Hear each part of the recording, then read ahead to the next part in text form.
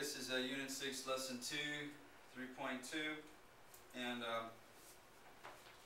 we're looking at working with integers, and that's with addition.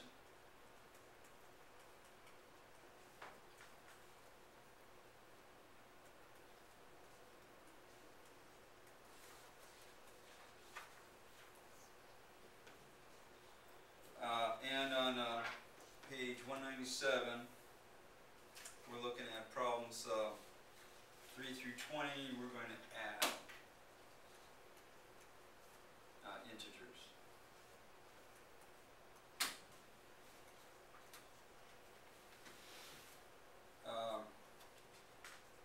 Okay, first of all, if we're adding two integers,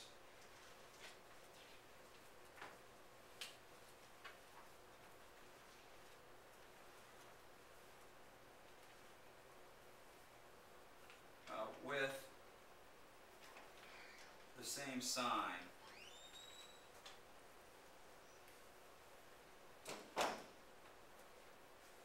we're going to add the absolute value. Now the book describes what we're going to do is add the absolute value. We're going to add, but basically what we're doing is we're adding the absolute value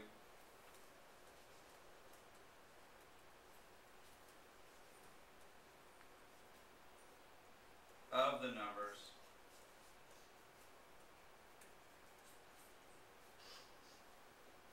and attach the sign of the two numbers at the end.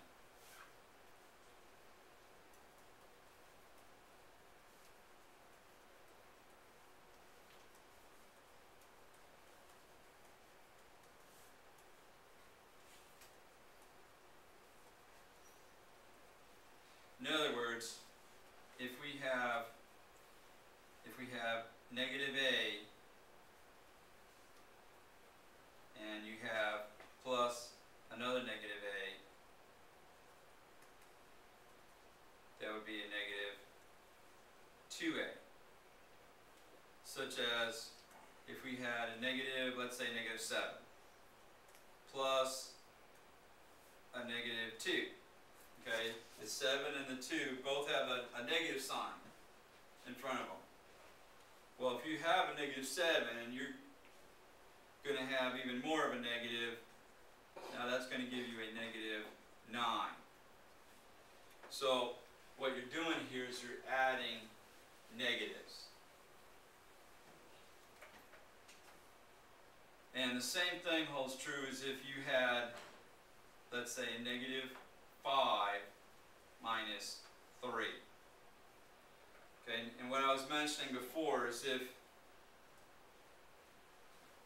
you apply property of subtraction where you make the minus sign a plus, change the sign of the second term,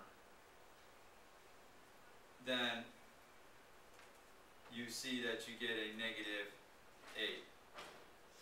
So if you can subtract, if you can see that you've got a negative and you're making even more negative, if you get a negative 8 here, then you really don't need to apply this.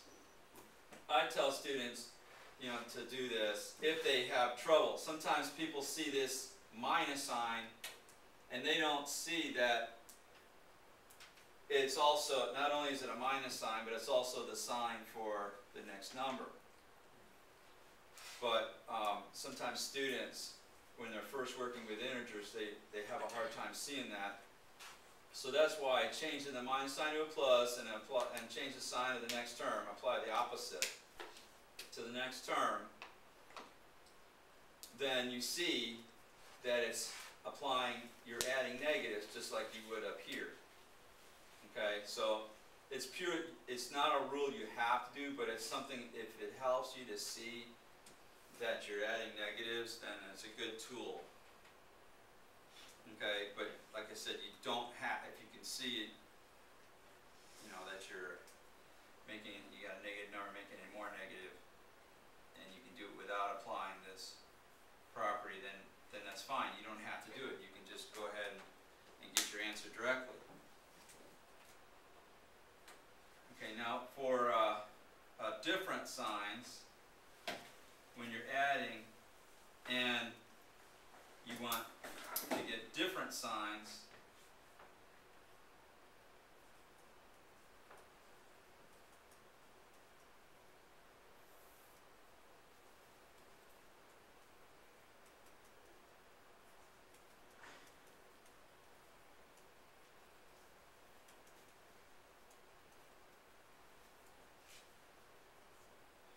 then you're going to subtract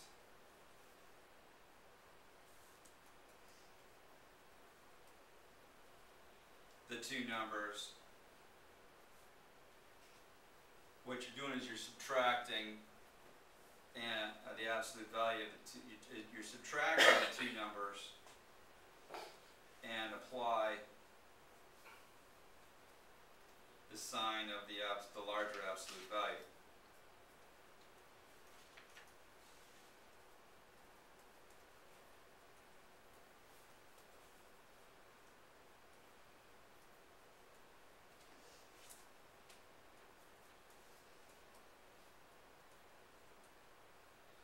Well, the problem with this statement is mathematically correct as it is. Sometimes students have trouble seeing through the mathematical jargon, so to speak.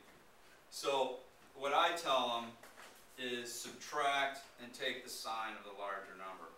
Even though, like for example, if you had -6 plus 2, well, -6 is not larger than 2, but if you look at which one's more negative, then -6 is more negative than 2 is positive. That's what I mean. So if you subtract these two, 6 minus 2 is 4, and you look at the larger, 6 is more negative than 2 is positive, so your answer is going to be negative. Okay. Now, in the past, when you had 6 minus 2, no problem. But now, you're working with more of a negative number than you are positive. So, another way to look at this is, let's say here we have -3 plus 1. Well, here we have 3 negatives and 1 positive. Well, it's like the negative and the positive cancel each other out. And so what do you have left? -2. Okay, so that's how you want to look at it when you're adding or subtracting. When you're adding integers, when they say add, really what they mean is you have a sign, you take and you put a plus sign in between it, but then you look to see, all right, what are my signs between them?